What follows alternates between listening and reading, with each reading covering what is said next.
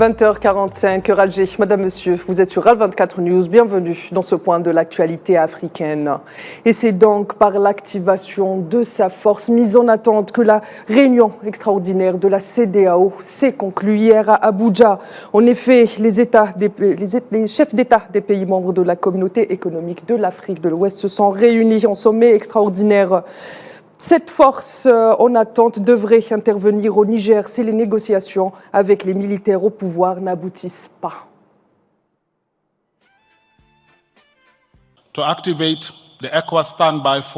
Nous ordonnons au comité du chef d'état-major de la défense d'activer immédiatement la force en attente de la CEDEAO avec tous ses éléments. Ordonnons le déploiement de la force en attente de la CEDEAO pour rétablir l'ordre constitutionnel dans la République du Niger. Soulignons son engagement continu pour le rétablissement de l'ordre constitutionnel par des moyens pacifiques.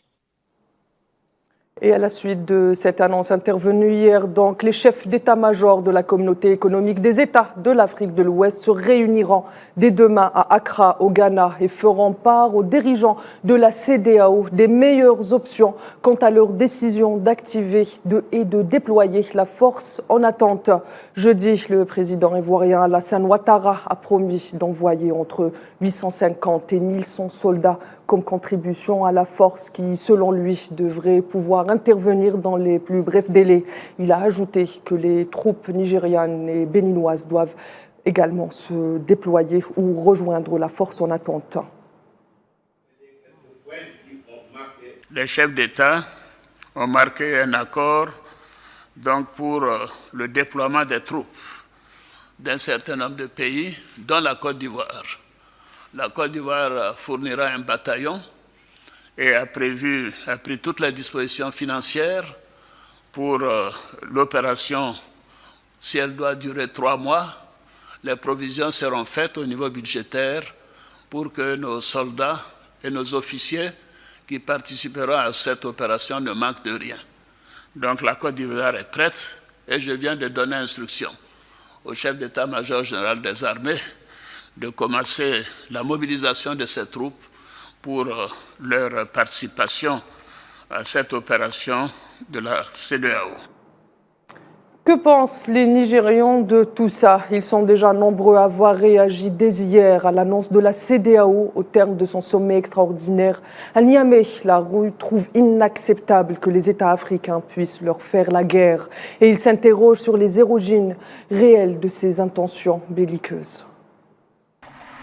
Contre toute apparence extérieure, les rues de Niamey inspiraient le calme en ce 10 août 2023. Pourtant, à quelques kilomètres de là, dans la capitale nigériane Abuja, le sort du pays se discutait entre une poignée de chefs d'État africains. Les chefs de la communauté économique des États d'Afrique de l'Ouest étaient en conclave pour décider de la marche à suivre concernant l'affaire du coup d'État intervenu le 26 juillet dernier. Dans un premier temps, c'est le patron de la CEDEAO, Ahmed Bola Tinubu, président du Nigeria, qui donne le ton. La CEDEAO dit vouloir donner une chance à la diplomatie. Puis vient l'heure de la déclaration finale du sommet extraordinaire de la CEDEAO. Le président de la commission, Omar Alieu Touraï, égrène une à une les mesures décidées en conclave. Et après les voies diplomatiques, vient celle de la coercition. Le bloc ouest-africain de la CEDEAO a ordonné jeudi 10 août l'activation d'une force en attente pour une éventuelle intervention militaire au Niger. À Niamey, la population désapprouve. Cette intervention, il faut l'appeler par son nom, c'est une agression contre notre peuple. Aucun texte de la CEDEAO n'autorise des chefs d'État a décidé d'envoyer des troupes dans un pays membre pour quelque raison que ce soit. C'est une agression et nous demandons aux autorités légitimes qui sont les membres du CNSP de considérer ça comme un acte de guerre, une agression et de répondre par la force. En tant que citoyens, ça fait quelques jours déjà que nous avons pris l'engagement de nous mobiliser, d'apporter notre pierre dans la stratégie nationale de défense. Nous allons continuer à maintenir cette pression, à maintenir la présence autour des points névralgiques de la ville de Niamey.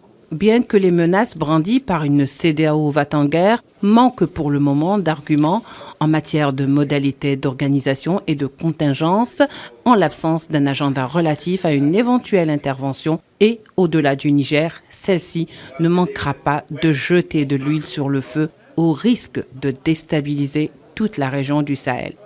Partenaire ô combien stratégique pour plusieurs pays occidentaux, dont le secteur énergétique, grâce à ses riches gisements d'uranium, le Niger était jusqu'à la date du coup d'État un allié régional dans la lutte contre le terrorisme. Le président de la Commission de l'Union africaine, Moussa Faki, dans un communiqué de l'UA diffusé ce vendredi, a appelé les militaires ayant pris le pouvoir au Niger à mettre un terme à la tension avec la communauté économique des États de l'Afrique de l'Ouest. L'Union africaine a appelé la communauté internationale à sauver la vie du président Mohamed Bazoum, dont les conditions de détention se détériorent de plus en plus, selon la même source.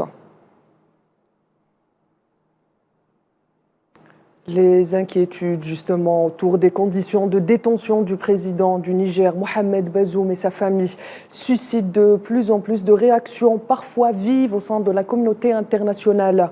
Après le secrétaire général des Nations Unies, c'est au tour du chef de la diplomatie européenne, Joseph Borrell, et du secrétaire d'État américain Anthony Blinken de réitérer encore une fois leur préoccupation quant à la situation du président Bazoum.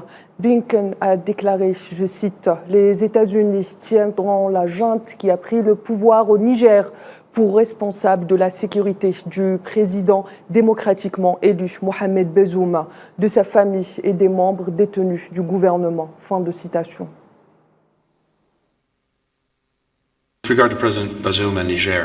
En ce qui concerne le président Bazoum et le Niger, je lui ai parlé, je pense le plus récemment avant-hier. Je lui ai parlé environ une demi-douzaine de fois depuis que ces chefs militaires sont arrivés, l'ont emprisonné et ont perturbé l'ordre constitutionnel au Niger. Nous sommes profondément inquiets pour lui, pour sa famille, pour sa sécurité et son bien-être. Nous avons également fait savoir aux chefs militaires que nous les tiendrons responsables de sa sécurité et de son bien-être. Nous avons brièvement évoqué l'avenir du pays et nous sommes tous les deux concentrés sur la même chose, qui est la restauration de l'ordre constitutionnel.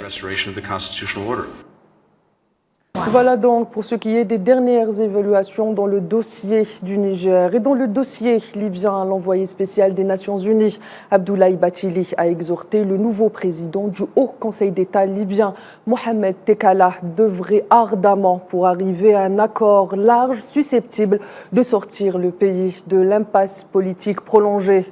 Lors d'une première rencontre entre Bathily et Takala jeudi à Tripoli et après avoir félicité Takala pour son accession à la tête du Haut Conseil d'État libyen, Bathily a déclaré dans un tweet avoir exprimé au nouveau président du Conseil ses intentions à travailler ensemble pour aboutir à des élections générales qui satisfassent les aspirations des Libyens à choisir leurs représentants et unir leurs institutions pour atteindre une paix et une stabilité durables.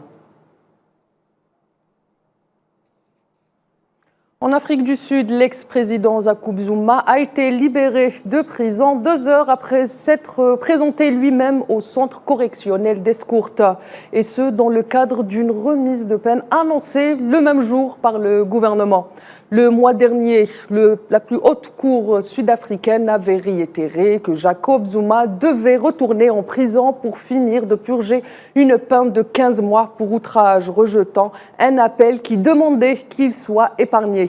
Zuma a pour l'heure été condamné en 2012 pour 15 mois de prison pour outrage à la justice.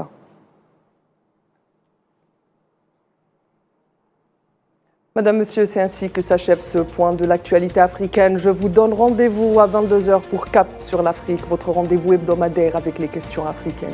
À tout à l'heure.